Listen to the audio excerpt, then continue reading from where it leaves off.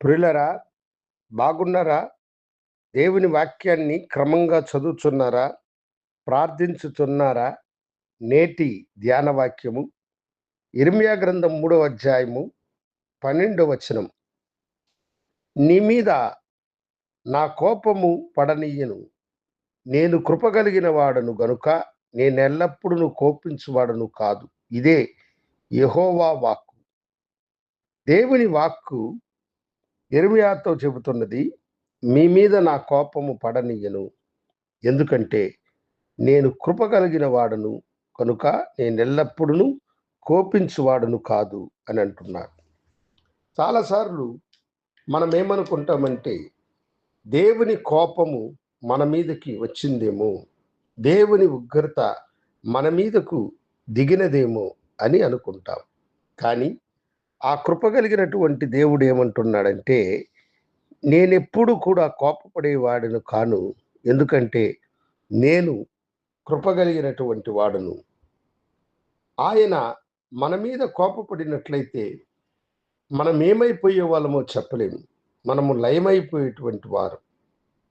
కానీ ఆయన మన బలహీనతలను చూసి, మన యొక్క వెర్రితనమును చూసి జాలిపడునే కానీ ఆయన కోపపడినటువంటి వాడు. పేతురు విషయములో దానిని మనము గమనించవచ్చు. పేతురు ప్రభు యొక్క అభినందనలను పొందుకున్నాడు. ప్రభువు ఆయనను గద్దించినాడు. ఆ గద్దింపు ప్రేమతో కూడినటువంటి గద్దింపే కానీ అది కోపముతో కూడినటువంటిది కాదు. అవును దేవుని బిడ్డలారా, దేవుడు మనలను గద్దించినప్పుడు ఆ గద్దింపు ప్రేమతో కూడినటువంటిది. ఆయన ఎప్పుడు మన మీద కోపపడడు. మన మీద జాలి కలిగినటువంటి వాడై తన 2 కరములను చాపి జాలి కలిగిన తన హస్తములతో మనలను హత్తుకొనువాడు ఆయన. యోనా గ్రంథములో ఆయన కృప ఎంత ఉన్నతమైనదో మనము తెలుసుకోవచ్చు. యోనాతో ఆయన అన్నాడు, నినేవారి యొక్క దుర్గతి నా దృష్టికి ఘోరమైనది గనుక ఇదిగో నేను వారిని నాశనము చేయబోతున్నానని చెప్పారు.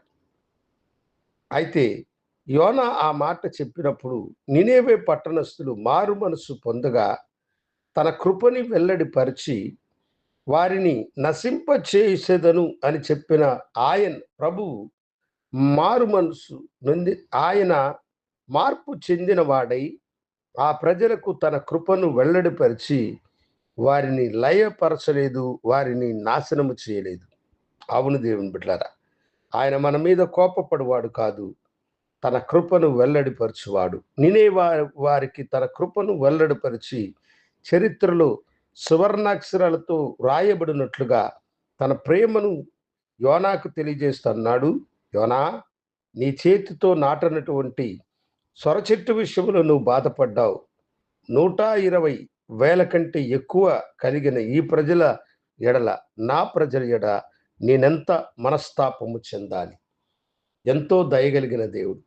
ఈ దినము నువ్వు అనుభవించే శ్రమ, కష్టాన్ని చూసి నువ్వు అనుకుంటున్నావా, దేవుడు నా మీద కోపపడ్డాడని?